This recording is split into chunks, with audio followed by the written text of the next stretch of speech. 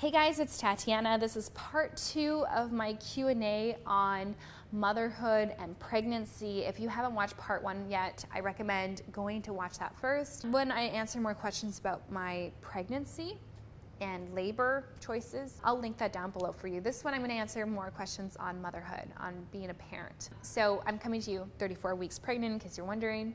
We're waiting for baby boy number 2 to arrive. And the first question I have is how to juggle entrepreneurship and motherhood. So this is a big question that I get asked often. And it's hard to answer this question because you're not going to make everyone happy with the answer. And I'm not trying to make everyone happy. So just understand this is personally from, in my current circumstances, allow me to answer it in such a way. So for me, I'm the type of person that gives 100% into everything that I do. I try and do my best. I want to put 100% effort. It's helped me to become successful in many ways in life. It's helped me to achieve goals. And it's a wonderful characteristic, but also it can lead to burnout, because then if I overwhelm myself with too many goals, too many ambitions, and I want to give 100% into each thing, then I'm just like so tired and so depleted. And I've learned that about myself over the years of building my business. And now that I'm a mother, not a lot has changed. I still want to give 100% into being a mother. And what that looks like for me, I just recognize that I have really high standards for the type of mom that I want to be. And whether that's a good thing or a bad thing, who knows? But for me, I know what that looks like. And so I want to put a lot of focus into an intention into parenting and how I'm raising my children. And I know that if I were to focus on my business as well, I would want to give it 100% of my effort and attention. I just would not want to put out something out there that I just didn't have the time to complete, or that's not really the best. I want to give my best work, and that would require my time. So if I have 24 hours in a day, I can't give 100% here and 100% here. Somewhere's got to give. And I think that's a bit of the lie that we are told as women and as mothers, is that you can do it all. But what I've learned is that you can do it all, but not all at once. And so you have to decide, where are you going to give? Are you going to give in motherhood and parenting so that you can spend more of your time in your work and your professional career? Or are you going to give more in your professional career so that you can give more into your parenting? And for me, I've decided that the priority is my children, and that in those first 3 years, it's, they're incredibly impressionable, and these are the formative years of their life that me being there's no replacement for that. It's not about quality time, it's about quality time and quantity time. And so for me to be there and give my best is a choice that I'm making. I also recognize that this is a season. I will be able to go back to being a professional, to being an entrepreneur whenever I want. And that right now I'm choosing to focus on being a parent and being a mother. And that this season might be, might only last 3 years, might last 5 years, it might last 10 years. But I know it's just like in the beginning years is when it's the hardest, when it's the most time intensive, when they need you the most. And as they get older and they start going to school, then you have more space and more mind space to focus on other things like your business, your work, your professional life again. And so for me, I'm just like recognizing that and realizing that I don't need to do it all at once. Because when I first had Lucas, I really felt this pressure that I need to get back to my work. I'm going to lose everything that I built up, that it's all going to be for nothing. And I don't want to disappoint my followers, my audience. And, content creation, there's a lot of pressure with content creation. And I soon just recognized all this pressure I was putting on myself. It was hard enough being a first-time mom, and here I am putting all this pressure on myself to work when, quite frankly, I wasn't in the position where I needed to work financially. And I understand that that's a very fortunate position to be in. So I just recognized, this is not the season for me to be focusing on my business, to be creating content, to do all that I did before. And quite frankly, I had no interest in it. I just, I became a different person. I am a different person. The things I want to talk about are different. And that might not align with the business that I had built. So hopefully that answers your question. It's different for everyone. I know some people do manage it, but I'm just not trying to burn out. And so I'm prioritizing other things in my life right now. How do you teach your son, and what does he know? So Lucas is gonna be 2 next month, 2 years old. And I would say he's doing really well. He's been able to hit all of his milestones ahead of time. And he's just a happy, healthy boy. And that's like the most important thing. It doesn't really matter what he achieves. I always tell moms, like, don't compare your child to other kids, because that is just the worst thing that you can do for yourself and for your child, because every child is different. Every child reaches their milestones at different times.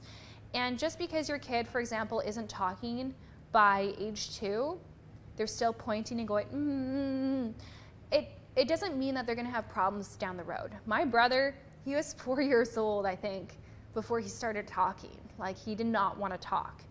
But he's totally fine now. He's extremely successful in what he does, and he talks perfectly fine. There's no problems. So I think be careful about comparing yourself and your child to other parents. And that's, I think, the trouble with milestones is sometimes there's this fear of like, oh no, my baby didn't hit those milestones.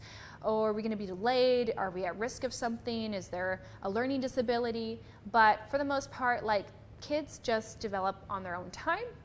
And the best you can do is provide them with an environment for them to flourish, for them to thrive, so that they can be adventurous, so that they can discover the world, so that they can explore their bodies. And so in that case, that is your responsibility, is to provide the environment. Montessori says, don't try to control the child, control the environment. And I like that. I think that makes a lot of sense. So we set up the environment in a way that the child can thrive. And so, I'll start with environment then. Since Lucas was born, for me, a big thing was I wasn't always going to put him in swings, in devices that contain him. So we call them containers, because I wanted him to be able to move his body and explore his body. And I think that actually made a big difference in his motor development. So he started walking at 10 months, and he was running at 11 months. Like, I'm not joking. In 1 month, he was running across the grass. And it was a funny run. It looked funny, but he was running. And so I think a big part of that is I did not put him in swings. And if I were to put him on the ground, I put him on a mat and just kind of allow him to, you got to baby-proof your place. That's a big thing. It's like, you got to make it safe so that you can put them down, and that if they do move around, they're going to be safe. They're not going to eat something that they can choke on. They're not going to bonk their head on a glass table. You got to set that up. So that's one thing. Another thing too is I would hold him a lot. Let's be frank. My child was a barnacle baby. He was literally attached to me all the time. But I was trying to, again, allow him to use his body as much as I could. So I'd put him outside on the grass or go to the beach and just let him crawl around and move around as much as I can. Throw him up on the couch, allow him to hang upside down, just trying to allow him to use his body. So that helped with his motor development at a young age. As he gets older, the key is to realize that kids learn through play. And they actually learn through play for a really long time, until about age 7. And that is because they are developing their emotional right brain. They don't develop their logical left brain until around age 7. And in fact, what they found is that if you try to develop their logical left brain too soon, it can actually hinder their progress with their education and with their learning. And so to foster and nourish the development of their emotional right brain is key, and you do that through play, and you do that through nurturing care as well. And so I just recognize how, they learn through play.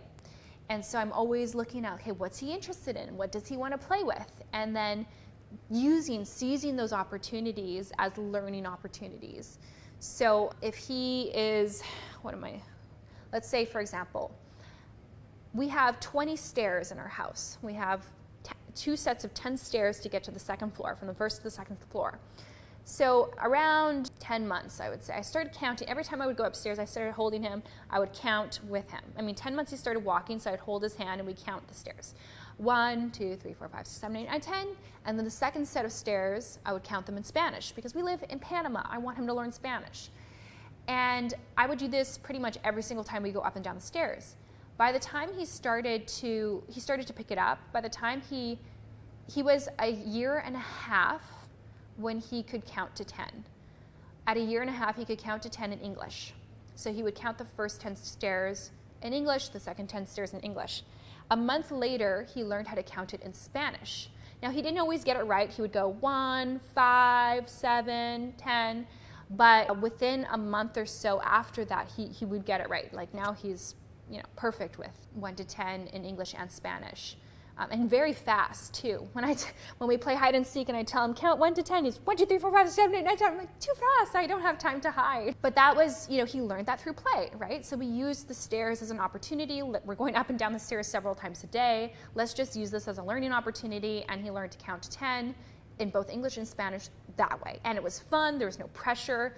He just now voluntarily counts when we go up. I don't even nudge him to count. Also, one thing that I do is I narrate everything that we're doing, especially before they're verbal, before they can talk, because you have to realize, I think this is something that sometimes we don't see as self-evident, is that when the babies are babies and they're nonverbal, they're not just these blobs that just like exist and have no function. They're learning language before they can speak the language. So before they say their first word, that's when they're learning how to speak. So the more you talk to your children, the more they will speak and the more words they will be able to say at a younger age. And so narrating everything you do is a great way to talk to your babies, because sometimes people say, well, what am I going to say? What am I going to talk about? And just talking like anything. It doesn't matter what you talk about. Speaking in a normal voice, the way you would to another adult, is helpful because it helps them to understand the enunciation. If you're always in a baby voice and slurring your words and making up words, that's not very helpful for them. There's obviously a time and place for that. I understand. I know I did that. But I try to, for the most part, speak normally. And I would narrate what I'm doing, like, okay, I'm gonna, okay, let's go get some cereal. Let's go to the beach and let's do this. And just basically talking a lot. So that really helped. He learned language very fast. He has a very broad vocabulary. I stopped counting how many words that he learned at a year and a half, because I was like, at that point, there's just no point in counting anymore. And he's learning English and Spanish. And so now what we're working on is putting words together to make small sentences. So this is another thing that you can help your child with, because once they learn words, they still don't know how to communicate. They might say agua or food or night-night, but maybe they want to be a little bit more eloquent with what they want to express in themselves. And helping them to make 2-word sentences or 3-word sentences. So teaching them that they can do that you can combine the words that you know to make a sentence, because that might be something that they don't realize they can do. And so with Lucas now, we're working on 2-3-word sentences. So he says, I think what are the most common things that he needs, his requests. One of them, for example, is like, let's play. Like that's what he wants to tell me all the time. So now he says, let's play. That's a big thing for him. Or, Mama, come, sit. He wants me to come. So I say, so I tell him, don't say mama, mama, mama, because that's what the tendency is, right? It's just mama, mama, mama, mama, and we call this whining. But we can help them to communicate, and we say, hey, sweetie, what would you like? You want me to sit here? Okay, you can say mama, sit. And then he learned that he can say mama, sit. And so that's music to my ears, because instead of hearing all this whining, mama, mama, mama, I hear mama, sit. And I can actually meet his need better this way, because I can understand what he's saying, what he wants. He says mama, sit. Okay, great. So yeah, we do that. And it's amazing how much they really want to learn. They really do want to learn, as long as it's they're learning things that they're interested in, that are fun for them. Then you can really ride that wave. So find out what it is that they're interested in and ride that wave. So for example, Lucas learned he learned his colors. He learned red, blue, green, yellow, orange, purple, pink, black, white. I don't know what others there are. But he learned all of that before, I think he was it's going to be 24 months next month. He learned all of that about 20 months. At 20 months old, he learned those colors. And again, this wasn't me showing him flashcards and saying, this is red. No, it was like through the things that he was interested in. He's picking up this blue truck. So instead of just saying, it's a truck, I say, it's a blue truck. And then he's like, blue, blue. And then he points out everything that's blue. And you're equipping them with language, and they love that. So yeah, it's just learning through play. That's the takeaway of this, is just like use every opportunity you can when they're playing. That's a great time for them to discover something new, but also don't overwhelm them. Don't bombard them with too much information that they can't retain. Another thing is learning through music. So using music as an opportunity to learn. For example, there's this one song that he loves that's an ABC song. It teaches you the ABCs. And it goes, A is for apple, apple, B, ball, ball, C, cat, cat. And it goes on, of course. And he loves this song. He sings it all the time. And he can sing his ABCs all the way to, and next time, won't you sing with me? But of course, it's not super clear. He doesn't enunciate very well, but he basically knows the gist of it. And if you're listening to him, you could understand that he's trying to sing the ABC song. So music is really helpful. There's some really great songs out there. I actually don't let him watch the music videos, just listening to the songs on Spotify. And I think that's helpful because it's also not distracting. If you're just looking at the videos, you're not really 100% listening to what they're saying. Another thing is too, when they are learning, I learned that you shouldn't test them too much. So if you're teaching, if they're learning a color, for example, and they're learning blue, don't ask them, what color is this? What color is this? What color is this? Because if they get it wrong all the time, it can be very discouraging. You wait until you know that they're confident in the color blue and they really know color blue. And then you ask them, like, what color is this? And you know they're going to say blue, and they're going to feel really good about that, and you're going to celebrate it. Be careful about when you start like testing them with things. So instead of just saying, what color is this? You can just point out, this is blue, this is white, this is black. And then when you feel like they know that, then you can kind of test them on it and celebrate that with them. The celebration is actually the key. This is something I'm glad I remembered to say this, because it's the positive reinforcement. Positive reinforcement is the best way that people learn. Humans, dogs, adults, we all can learn through positive reinforcement. I know that when my husband makes me dinner and I sit at the dinner table, I don't care how good or bad it tastes, I give him that positive reinforcement so that he does it again. So we like positive reinforcement, and that's a big thing for children. So for example, potty training. Lucas had a natural desire to potty train himself at a young age. Maybe because I allowed him to watch me go on the potty. We had a little potty in his room for a really long time before he even used it. But I just went with it. I wasn't going to push anything because I don't want to start him too young on something that he's not ready to start. But he was able to learn how to poop in the toilet at a really young age. And he got to the point where he was like 90% of the time doing it in the toilet instead of in his diaper. And then we hit a little bit of a regression. And now he's back to where it was before. But the way that he learned that is, well, first of all, we put him on the toilet and, we just sit there and we play with him for like 20 minutes and finally he expresses himself. And then it's a huge celebration. And that is like the key, right? Is that positive reinforcement. It's a huge celebration. If I'm with him, we said, let's go get Dada. And we run and we get Dada. And then we both clap for him. We give him high fives. And then we let him flush. And it's like a whole thing. And he's just like got the biggest smile on his face because he feels so proud of himself. So then he wants to do it again. And so then he remembers next time that he feels this feeling. He's like, oh, this is caca. And then he says, mama, caca. And then we run upstairs and, it's like a whole thing. So that was like a very easy way to potty train him. He's still not potty trained for pee. I've actually been waiting to do that because he was sick recently and I want to get it done before this baby comes, but I think it'll be easy since poop is usually the harder one to train. I'm probably going to do it this week actually.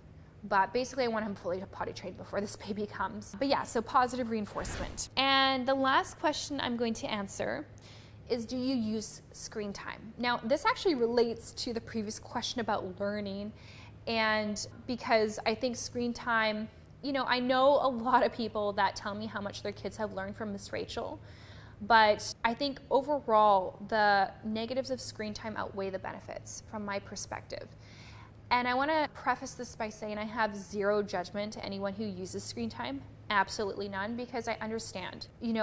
You either have a nanny who can help you, a mother, a father, some sort of village support that can help you with your kid, or you put them in daycare, or you have a TV that becomes your nanny. And people are using technology as a nanny so that they can have, 10 minutes to load the dishwasher or an hour to wake up and have a coffee. I get it. We all need a break. That's what I'm trying to get at, is that you have to have a break some way. It's either you have another parent who can help out, you have, a nanny, you have a babysitter, you have somebody in your family that can give you that break, or you have your kid in daycare for part of the day, or you're using a screen. So I have zero judgment, and I've, had times where I don't have any help, and it's very difficult to, especially if they're sick, to all day, every day with the child. And so no judgment. However, having said that, I am very strict about screen time because I've seen the consequences of it. So recently Lucas was sick, and honestly, when your kid is sick, what the hell are you supposed to do with them? You need them to rest because their body needs to work through the sickness. They don't want to do anything. So, there's only so many books you can read. There's only so much time that you can sleep. So, you end up on the screen. I would like to know what people who do zero screen time during sickness, I would like to see the reality of their life and how that looks, because I don't know how you do it. So anyways, he was watching screens. So, okay, if my child is going to watch a screen, it's going to be a television that's on the wall, that's hooked up on the wall, and not a phone and not an iPad. That makes actually a big difference in and of itself. So not allowing them to have this technology, this handheld device, basically, makes a big difference, okay? And there's a book, Jonathan Haidt, I think is the author, that he talks about this and the effects of screens and the different degrees of how it affects children and ways that you can mitigate it. And one of those ways is that if you're gonna let your child watch a screen, let it be a TV that's, there's distance between the child and the TV, and it's not something they can just put in their pocket and learn that at any point in time they can just take it out and watch it. So that makes a big difference. We don't have iPads, we don't let him watch things on our phone. My first go-to, if I'm gonna let him watch something, is I'm gonna show him pictures of himself or videos of himself. That I let him watch on my phone. But that's different in my opinion. So that's just himself, content, family content, not these edited cartoons and stuff. If I'm gonna let him watch TV or show, then you have to be very intentional about what you watch. Now what I learned is the big thing is these overly edited TV shows that are targeted for children, they are made in the same ways that video games are made to be addictive. And so they know how to harness the brain of your very young, vulnerable child. And their goal is to profit from that brain. At the end of the day, every TV show that your child is watching is a moneymaker. And they're trying to figure out, how can I get that child to watch me as long as possible? And so one thing they do is they have clips. They cut clips so close together. So you want to look for, this is a test that you can do with the TV shows that you let your kids watch. How long is each clip? How many seconds? Is it 6 seconds long, or is it 1 second, 2 seconds between each clip? The longer time between each clip, the better, because otherwise you're having these splices, 1 second, 1 second, 1 second, and it's just a dopamine hit to the brain. These are chemicals that are entering your child's brain, and it's making them addicted to whatever it is that they're watching, chemically addicted to it. And it's not that different from drugs. So you want to kind of be aware of that. Another thing is shows that are made with, bright colors, and, there's things that you can research that, things that you want to avoid in a TV show. The idea is to go for the slower pace more old school shows. So think of TV shows maybe that you grew up with, that I grew up with. Those things are going to be better for your child's brain than what's available today. Even if what's available today is Miss Rachel teaching your kid colors, Miss Rachel teaching your kid how to, brush your teeth, like, it doesn't matter. All those things they can learn with you. You're going to be their best teacher. Forget about having the TV teach them. Okay? Forget about using the TV as a teaching tool. That's not the place for the TV. So I think, though, that think about like shows that are slow pace, that are relaxing, that are calming, and the best thing that you can do is not introduce the fast-paced shows for them, because then that's what they're going to want, right? Like, why would they want something like Mr. Rogers or Mr. Dressup or Little Bear when they can have something like Coco Melon, right? So don't introduce those in the first place, and then your kid might actually watch something like a Mr. Rogers. And those things are not going to have nearly the kind of effects chemically on the brain as these new shows that are made like video games. So point being is that I understand that there's maybe a time and place for screens, and just be intentional about what it is that you're showing. So come up with a list of what you can show your child that's not going to have such a major effect on them, because you're going to notice it. It will cause behavioral changes. I've seen it with my son recently, like weaning him off of the TV after being sick. And he watched like basic things. Like we watched a show called Tractor Ted, which is this farm show, shows how the harvester and how they get carrots and how they feed the sheep, and like very basic lifestyle things about farming. Like you wouldn't think much of it, but my God, just like now all he wants to do is watch Tractor Ted, Tractor Ted, Tractor Ted. And I'm like, no more Tractor Ted, never again.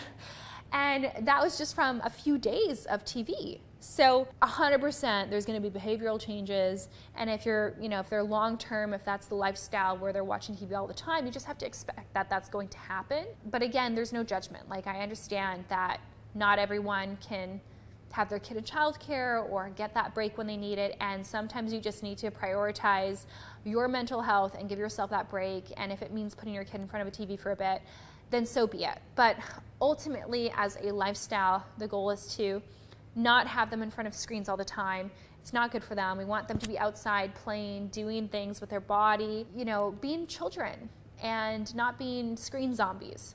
So that's my opinion on that. And with that comes the conclusion of this video. Thank you so much for watching, guys. I hope you liked this. If you have other questions that you want to know about pregnancy, motherhood, ask them in the comment section down below, and I'll see if I can make another video answering them. I'll see you guys later. Bye-bye.